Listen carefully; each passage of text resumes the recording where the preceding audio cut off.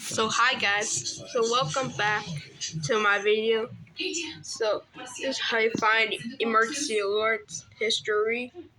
So you go on this, and turn off Amber Alert. So click on the alert and go to fdlealerts.com. It's cancellation. Paradise Levy. She was found safe. In Pittsburgh County, kidnapped child. This is a child abduction. Amber Alert. It's very sad to find that child dead in an alligator's mouth.